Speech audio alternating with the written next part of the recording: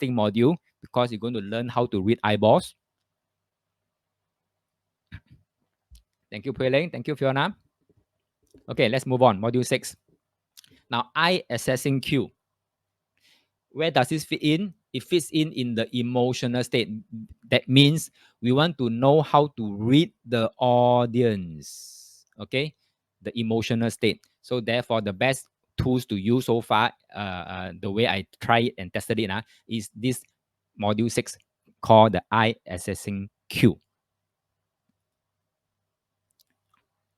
And also for this part here is knowing the law. Okay, eye assessing cue is knowing the law as well.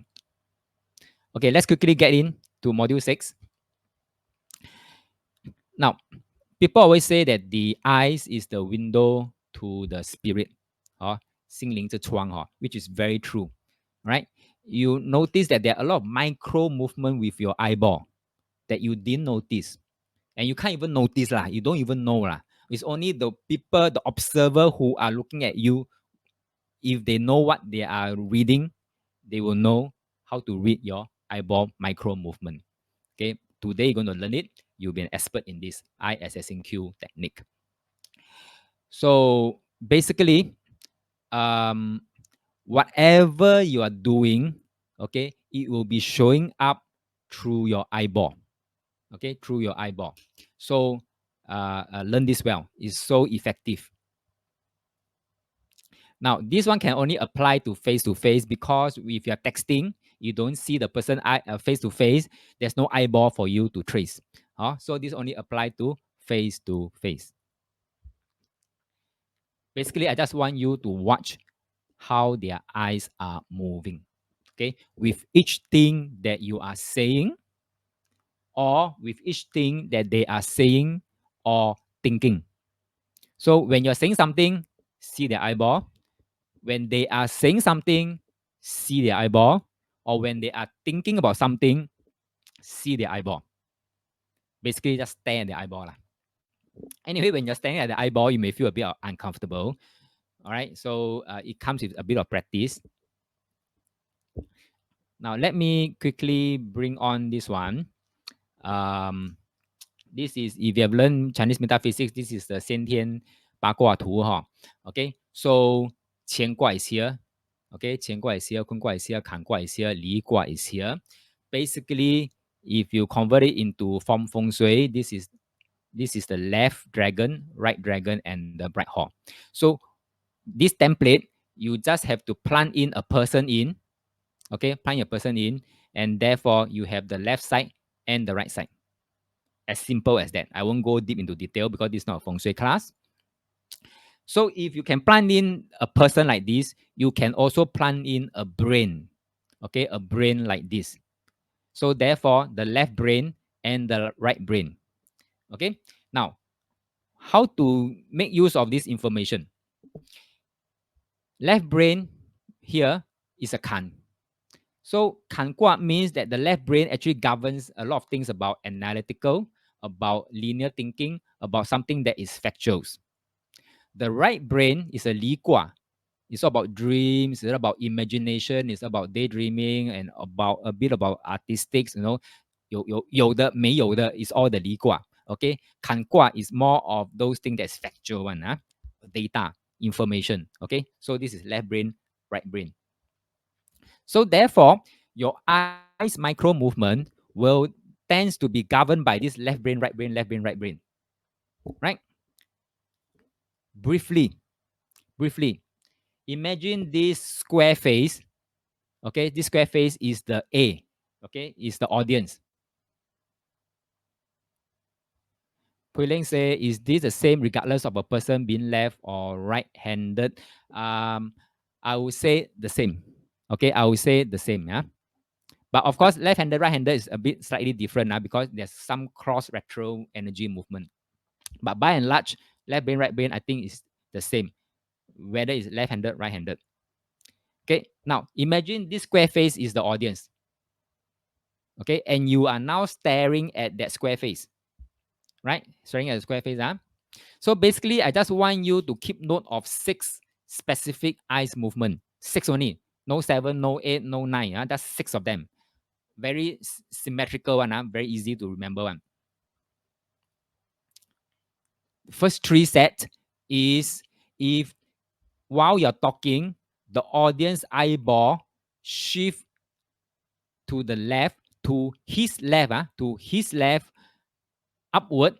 That's like that. Okay. Or to his left sideways, like that. Or to his left downward, like that. This is the first three specific eyes movement I want you to catch.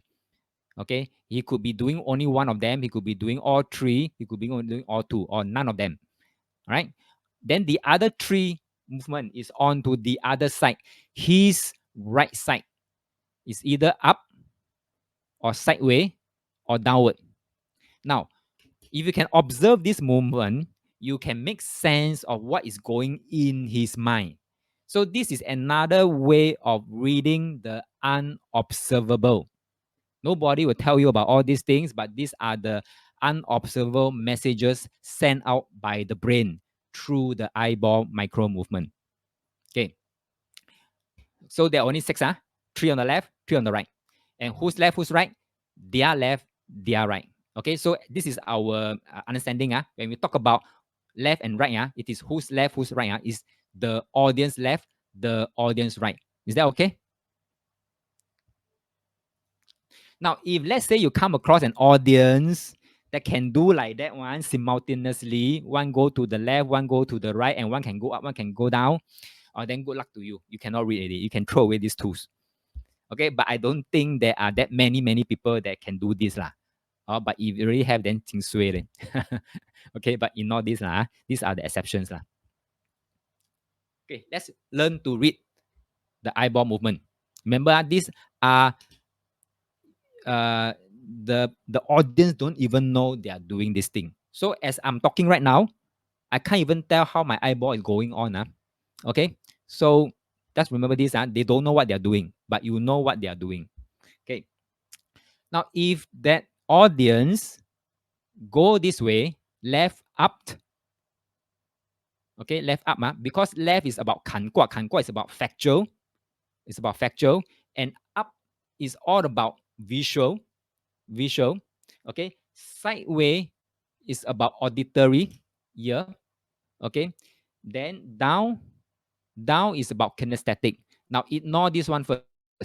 Okay, ignore this one first. Down is about kinesthetic. So up is about visual, right sideway is about auditory, down is about kinesthetic. Ignore this first. Okay. Now, if we go up and on the left side, then it's the left brain. If it's left brain, then it's about factual. Okay, it's factual. That means if someone look up onto his left up, that means he's trying his very best to go into his own library, to go and find back and think back, okay, what he has gone through, what he has seen, especially what he has seen. Okay, for example, yesterday, what did you have for lunch? This is something that you use your eyes to see. Okay, so you think back. When you think back, it means it's factual. You will tend to look to your left and look upward because you have to go and visualize back, oh, what did I eat yesterday for lunch? You get my point? But if someone look to the left and is sideways, then he's trying to recall what he hear, but it has to be factual. Okay, if it's not factual, and if you're asking him to, can you imagine how a snake sounds like? If you've not heard about how a snake sounds like, then he has to go and create something. Then he will likely hear right side. Right side is about creating something imaginative. Then because it's about how you hear things, then it's sideways. Is that okay? All right. So and if it's downward here, right side and downward, it is more of kinesthetic. Right? Kinesthetic, they mean going about feeling, about touching, about things like that. Okay, and all the descriptive word oh, how cold was yesterday? A lot of time people will just go downward like that. How cold was yesterday? Because it's about feeling. Now, if someone were to go to the left and downward, this part here, then this is called internal dialogue. Internal dialogue means that person is having a conversation with his inner world. With his inner world. Okay, meaning, wow, this guy a lot of things to think in. I mean, 他的头脑 have been thinking a lot of things, have been telling and talking to himself. I told you you're not good enough. You shouldn't do this. I told you already you're not good enough. And no, this is like talking to your inner world. So anybody we see that's talking to the inner world tends to look on his left side downward. That is called internal dialogue.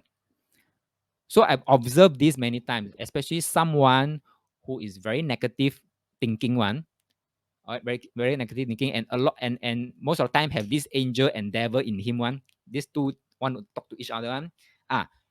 When you ask him certain things or when you ask about his opinion of certain things, his tendency or her tendency is to look to his left and downward, and you have a lot of internal dialogue. Straightforward, 6 movement only, not that many. 3 on the left, 3 on the right.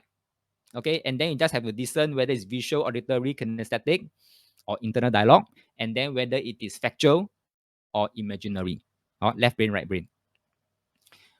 Okay, so for example, if let's say I were to ask you, can you imagine if your bedroom ceiling is painted in red, what color would you choose for the curtain? You know, I'm asking you, tell me, a typical person will look where? Type in the chat box. Will look left or right, up or down? Can you imagine if your bedroom ceiling is painted in red, what color would you choose for the curtain? How do you think a typical person eyeball movement would be? Type in the chat box. So you just have to remember, is it factual or imaginary?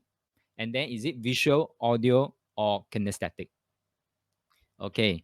Pui Ling say move to the right. Okay, move to right, up, sideways, or down. Fiona say right down. Okay, right down. Pui Ling say up. Okay. So Fiona, why right down? Right is correct because it's imagining. Because I'm posting a question asking him or asking you to imagine. So you may not have something factual to look back. You have to go and imagine, oh, I have a room and the ceiling is in red. So if the ceiling is red, then my curtain has to be what color? Pepe say right up. Huh? Okay. So the correct answer should be right up because I have to make you imagine and I have to make you visualize. Ceiling is red. Then curtain what color? Okay. So because it's something you don't have, you will have to create that visually and come up with that in your mind.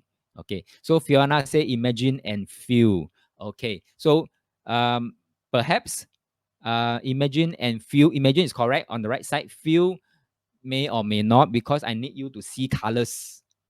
Unless you see colors by feeling the warmth of the color, then that's different. Then that's different. So Fiona, you may be more kinesthetic because when you talk about color, you feel the warmth of the color. Okay, noted visual. Okay, right. Up. Okay, next example. If I ask you, how would I sound like if I talk like Donald Duck? Same thing. Left, right, up, down. How would I sound if I talk like Donald Duck? Quack, quack, quack. Right, middle. Pui Ling say right, middle. Anyone different answer? How would I sound if I talk like Donald Duck? Okay, so I'm asking you because I don't sound like Donald Duck. I don't think you have heard me talk like Donald Duck before. So if I ask this question, that means you have to go and imagine how I sound like. And sound is talking about auditory. So if it's imagine, it has to be on the right side. And if it's auditory, then it has to be sideways. Okay, sideways. So it most likely will be sideways. Right side, sideways. So remember when I say left side, right side, I'm referring to the audience left or right. Next, what it feels like to walk into a dirty public toilet barefooted? I'm asking a question like this. What it feels like to walk into a dirty public toilet barefooted? Left, right, up, down. Oh, I couldn't imagine. I don't want to imagine what it feels like to walk into a dirty public toilet barefooted. Right bottom. Pulling say right bottom. Okay, that's right. You have to imagine. Unless you every day walk into a dirty public toilet barefooted, then you have to do recalling. But if you have not done that, you have to imagine how you're going to feel like. Okay, feel like it's kinesthetic. Thank you, Fiona. Write down. So it is write down. Okay, so this is one way to tell whether that person, is actually recalling based on audio or visual. So if it's someone that's visual, you find that most of the time he will flip his eye upward. Okay, flip his eye upward because he's been seeing the world with visual ma. So when he recall, right, most of the time will also be visual. Most of the time, okay, will be visual. So that's one way to give you a telltale sign whether it's visual, auditory, or kinesthetic. Next, if you had a first car, how did it look like? Okay, so for those who drive, if you have your first car, how did it look like? Up, down, left, right.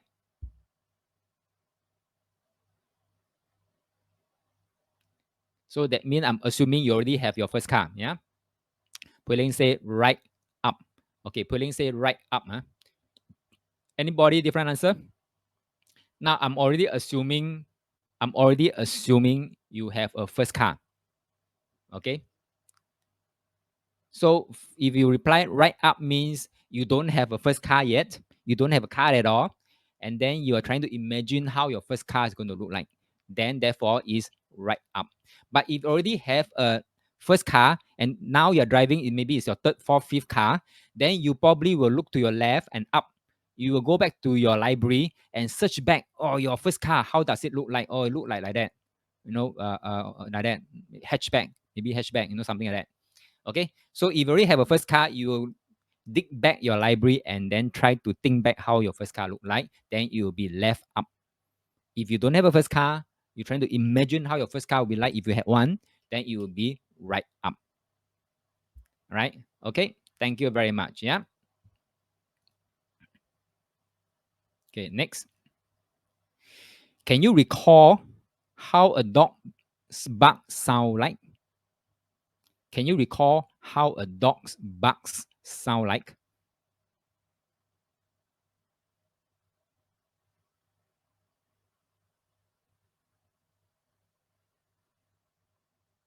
Left middle.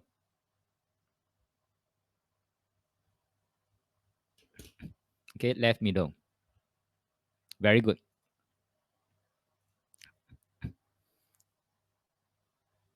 Okay. Now, if let's say that audience keep saying say I blow it. Okay. So most of the time he is having a internal dialogue. Okay, internal dialogue means down on the left. Okay, this is called internal dialogue. Right? Okay. Question so far? Now, if no question, let me bring up a video to show you an example of an interview. Okay, an interview between an interviewer and a girl, an interviewee, and I want you to look at the girl eyeball movement, right? Eyeball movement, okay, and then we'll discuss about that, So, give me a minute. Let me pull up the video.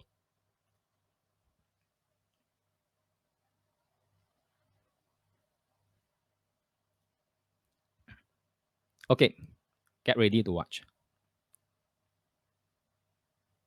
So can you remember the sound of your mother's voice? Can you all hear the voice? Oh, that's it. Okay. Very good. Okay, good. Interesting. Thank you very much. So where did she go? Do you remember the mother and then went to the voice? So she had a Yeah, I picture did. of I her had mum. a picture of my mum, and then I remember. Picture of her mum, see her talking, then listen to her talking. Oh. Right? Can you see the eyeball movement?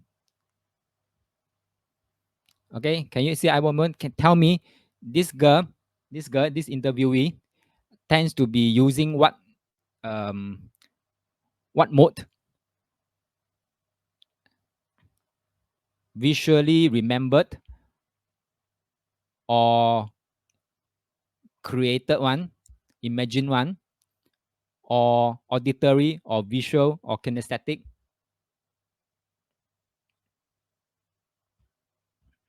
Quilling say left middle. Fiona say left up visual factual. Okay, good factual. So what that girl demonstrated was more of a visual and factual. Okay, visual and factual. Left up, right? Okay, let me show you another video. Let me show you another video. Let me see.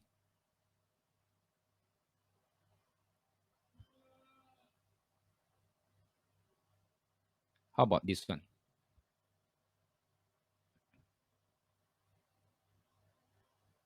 Do you have a favourite place where you go walking? No. Okay.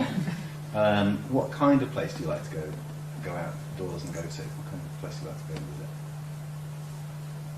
Is that? Do you want me to just think of that? Yeah. Well, just tell us. Like restaurants, bars.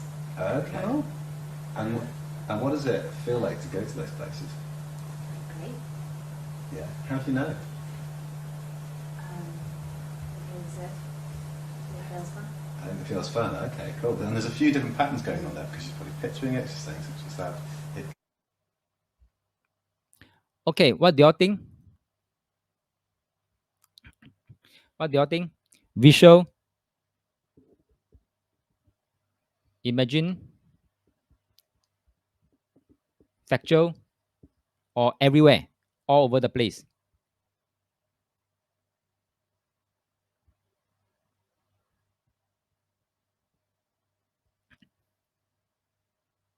Pepe said mostly right up creating visual. Okay, creating visual, right? So I mean there's something not there, but he's creating something that he thinks is there.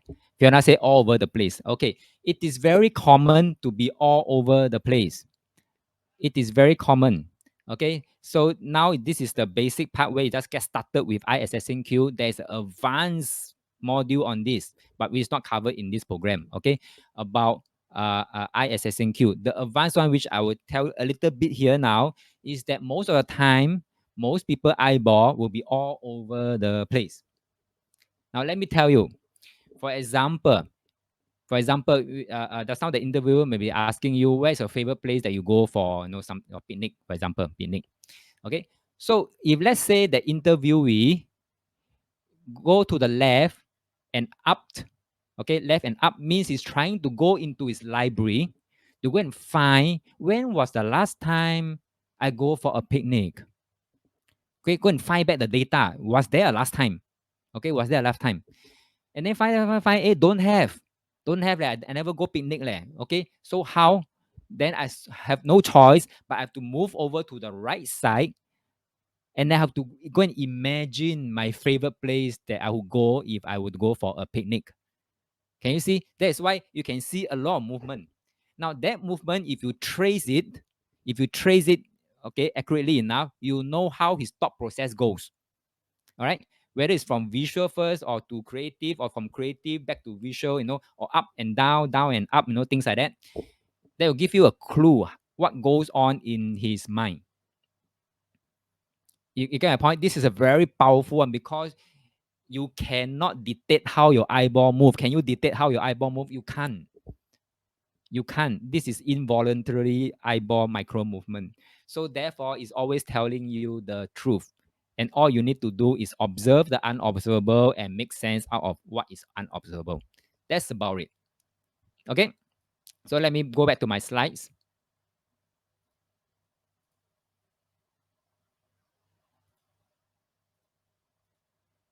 So I hope you have a very good feel about these techniques called the eye assessing cue. It works. Okay. Now then when there is a norm, there's always an exception. Pepe say something. Please address this. This was means both up or both left together. Both up. Both is what? Both eyes. Both left together means Is when you say both up means both eyes up, is it? Oh, sorry, both up or both down? Both up or both down? Have to be both eyes all up or both eyes all down, right? You can one eye up, one eye down, right? Did I get your interpret your question wrongly? When you say both up, both down?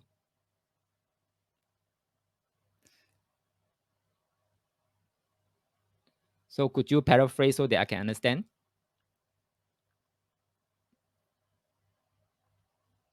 What does it mean if both up? What does it mean if both down? Both up, depending on left up or right up. Or you mean vertically up, huh? Vertically up. Is that what you mean? Vertically up, vertically down? Ah, okay. Not left, not right, but vertically up, vertically down. Okay, now left, vertically up, vertically down, you can't tell whether it is visual or imaginary, but it can only tell you it is wrong. If there's no left, no right, you can't tell whether it is factual or imaginary. But it can tell you very clearly that it is visual or kinesthetic. Okay, visual or kinesthetic. Get my point? Is that okay? Now, I've noticed when there is a norm, there's always an exception. Okay? When there's a norm, there's always an exception. Now, I think that's now Puiling asked about this left-handed, right-handed, right? So let me correct it. There is an exception. Okay, there's an exception, meaning while the bulk of the people, okay, when they are recalling factual things, the eye movement will go to the left. There will be a small little group minority of exception that when they recall certain things, factual, they will move to the right. Okay, so that is a exception. Also, Puiling, I think you're the one asking me this question. So let me correct my answers. I'm so sorry, my bad. Okay, so Pepe asking why up is visual and down is kinesthetic. Okay, like I show you the 6 movement. When it's left up or right up is visual. So when it's vertically up is also visual. So for the down is kinesthetic. So when it's vertically down is also kinesthetic. Right? So the brain actually works in the most simplest form lah. They can't be so complicated to say, oh, if it is no left, no right, if it's kinesthetic, go up. The brain can't handle that kind of complication. Okay, so let's move on. So now,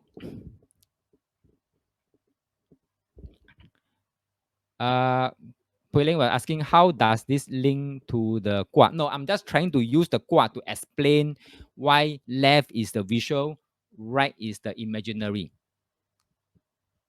Okay, so I'm not trying to bring up to say let's use the Gua to go and predict whether this is left brain or right brain.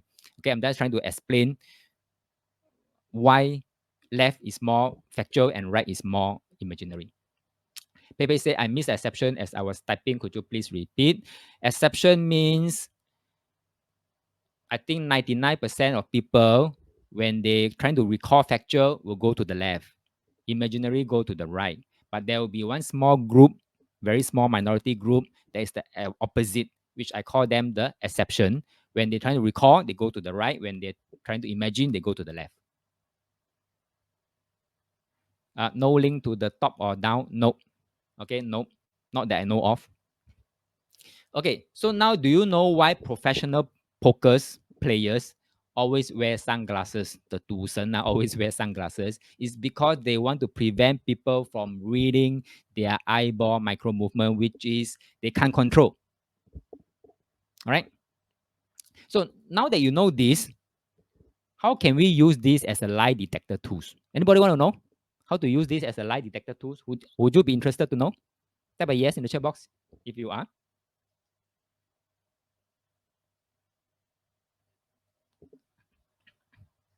Puiling say pass him a pen to write. Okay, then Pepe say writing. Okay, can, right? You can, okay? Or you can ask question. Climb up or downstairs. writing climb up or downstairs. How can we make use of climb up or downstairs to know how is he oriented? Now, one simple way is to ask question. Okay, you can always ask a factual question. Okay, factual question means something you know that he know, something you know that it already happened for him before, and you test it out. Ask him the same question, and then see how the ice ball move. So Pepe says some as holding a pen, right leg left. Yeah, you can do that. You can do that. Huh? Okay, you can do that. Or climbing the down the stairs and then see which leg go up first. Huh? Okay, that can do that also. All right. So, for example, how to ask a factual question. Or you can ask an imaginary question. Also can. Whichever question. You just want to, if you ask the imaginary question, you find that his eyeball will move in the towards the imaginary side of his brain. Okay. So for example, can you imagine if you own a landed, okay, how would it look like? The facade, how would it look like? Because you have not owned a landed, so therefore, if he has one, and if you need to answer you, then he has to go and imagine something. Okay. Now, if his eyeball look to the right, then you know that he is the normal group one, normally oriented. Now, if he's suddenly trying to imagine, but his eyeball look to the left, then you know he belongs to the minority. Okay. Once we know his orientation, then the rest is very easy. Okay. Right? So we don't assume that everyone is normal. We have to assume that the next person that we talk to could be the exception group. Right? So for example here, imagine this is the normal oriented person. So for example, Peter was supposed to be home at 8 p.m., but he came home at 11 p.m., right? And did not call the wife for the last few hours, when MIA. Okay, his wife Susie wanted to prop and ask him, where have you been? Okay, and Peter replied, I was having a meeting with my boss. Like that, huh? Do you think it's a good question to ask? What is your take? Type in the chat box. The Susie wanted to know where he go, so he asked, where have you been? And Peter replied, I was having a meeting with my boss. So Pui Ling said, this is a good question to ask. Now, the moment Peter say, I was having a meeting with my boss, full stop already. Cannot ask further. You cannot what do you call that? You cannot decide whether he's telling a lie or not. Am I correct to say that? So therefore, my suggestion, how to use this tool as a lie detector tool, is back to the example just now about Peter and Susie. Is that the Susie can ask something that he could remember visually or auditory. Okay, ask something first. Giving a probing question first, right? To find out how is it oriented. Let's say, for example, okay. So for example, this is a very loose kind of examples. Did your boss look tired or did he look unhappy during the meeting? Okay, Pui Ling said Todd can see whether he recall or imagine. Yes, because first of all, if it's husband and wife, most likely you should know his orientation. But let me ask you, do you know your spouse? Is it belonging to the norm or belonging to the exception? If you don't know, maybe tonight homework is to go and find out, does it belong to the norm or to the exception? Okay, so imagine Susie the first time using this technique. So the first thing first is to determine how is he oriented. Okay, so by asking, to test the orientation by asking, where have you been? All right, where have you been? You can't decide whether, is he norm or is it the exception. So one way is to find something that he could remember and not to appear suspicious, right? He can ask something like, oh, did your boss look tired or did he look unhappy during the meeting? You can follow up with questions like this, right? Since you say you are having meeting with your boss, right? And your boss is what do you call that? That's why come back so late. Then you want to follow up with another question. Say, did your boss look tired or did he look unhappy during the meeting? So one way is to test it out. So once you know his orientation already, then looking at this question, you monitor his eyeball. Okay, and his eyeball is going towards the imagination part, then you know he's actually creating something out of nothing. Then most likely is a lie. Get my point, everyone? So there are 2 steps to it. Number 1, you have to determine the orientation. Number 2, you can ask something imaginary or something factual. So if the eyeball go against the normal direction, then you know it could be a lie. This is the easiest way that I could think of. A lot of detective, investigator all use this kind of questioning and eye assessing cue to go and assess whether someone is talking lie or not. Okay, I used to. Okay, I use that a lot, right? And then sometimes when you have interviews, for example, whose interview? For example, you may have prime minister's interview or big shot coming out to talk about certain things. Now, apart from them reading the script, because most of the time when they talk, they have script. If let's say it's a free flow, there's no script to follow one, that will be the best chance to follow their eyeball. Because you see, they can't control their eyeball. Okay, they can't control their eyeball. All right, unless they are really trained to say, whatever you do, stare at the interviewer. Stare at the interviewer. Then maybe your eyeball won't move that much. Okay, otherwise your eyeball will run all over the place. Okay, got it? So this is one simple way, 2 step. Determine the orientation, then you ask a factual or imaginary one, and then if the eyeball go the other way against the normal orientation, then you know it could be telling a lie. Question so far? All right. Any question? So with that, I've come to the end of today's lesson. 3 modules. Stalking basically means mirroring. That is to quickly build rapport. So this will work whether you know whether it's visual, auditory, or kinesthetic. It will still works. Right. Next is module 5, the subtle command. We want to attack at the peripheral processing portion, not the central processing. Central processing, you can vomit blood. Most of the time, he can't make decision. He will say, I need to go back and discuss with this, with that, with who. Okay, so if you go by the peripheral processing, it can be shortcut by many times.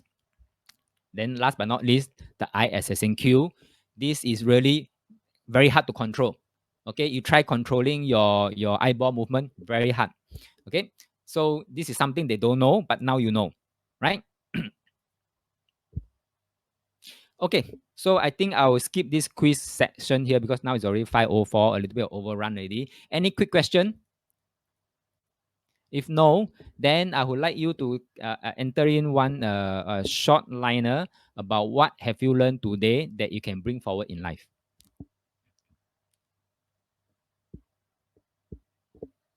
Now use it. I've shared with you 3 tools today. Use it, try it out on your spouse, on your kids, on your co-workers, in your texting. Use it.